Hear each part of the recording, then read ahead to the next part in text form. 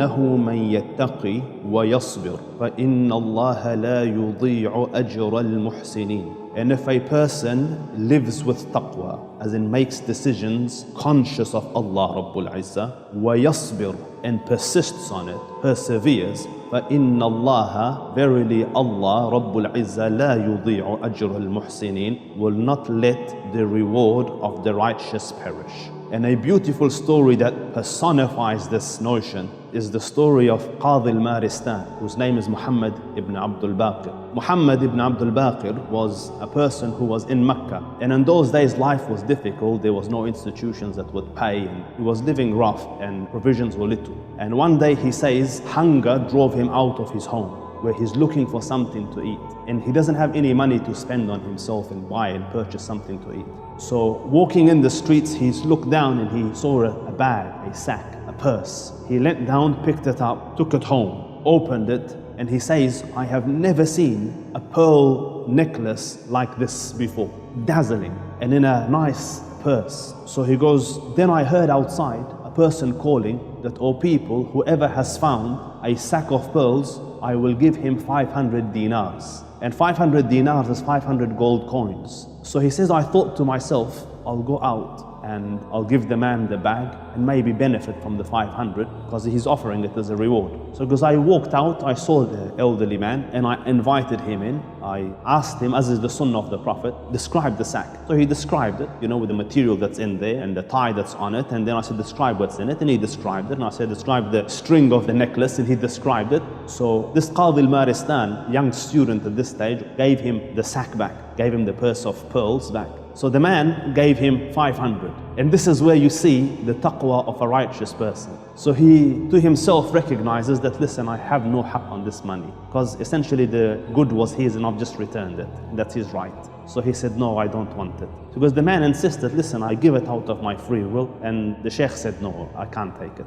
So the elderly man went, and time passed, and this Muhammad traveled from Mecca to another land in search of knowledge and teaching. And he says, I boarded a boat to cross the sea, and the boat shattered, a storm came, it broke, everyone drowned and all their wealth and stuff drowned with it. I just held on to a plank and kind of was being tossed and turned by the waves, and eventually it landed ashore. And when it landed ashore, I dragged myself up and I walked inland, and I found the masjid and I sat in the masjid. And sitting there, again, a righteous individual, he's busy and probably reading Quran, and the local people, time for salah comes, and they come and they look at him, and alhamdulillah, the sign of piety and deen is on him. So they go, can you lead the salah? So he goes, I moved forward and I led the salah. So they liked my voice and they liked that he could read. So people gathered around me, can you teach us the Quran and be our imam? So he goes, I obliged, because my situation is dire. And from this, Allah Rabbul Izzah sent some provision my way.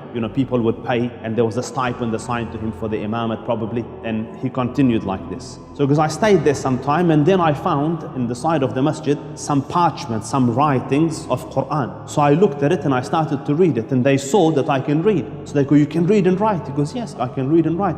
So he goes, they brought their kids and enrolled them with me, and they increased my pay, and they said, listen, we can't let you leave this place, you have to stay here and you have to teach our kids. And because you're staying here, you're a young man, you need to get married. We have a young orphan girl here who has some wealth left to her, so why don't you marry her? So he says, I refused, but they insisted, so eventually I relented.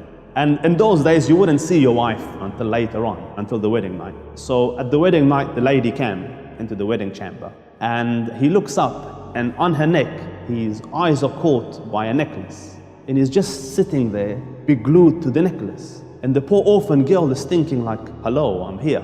And this guy's eyes are just on the necklace. So the girl felt, this is a very materialistic person, his eyes are focused on, and he doesn't care about me, he's after my wealth. So she complained to the locals, and they came to him, Sheikh, what did you do? You broke the heart of an orphan, He goes, no, there's a story. So what's the story? He goes, I was in Mecca, and I was walking, and I found this purse, and I opened it, and there was pearls in there, and an old man came, and he wanted, and I gave it to him, and he offered me 500, and I said no, and that same pearl is on her neck.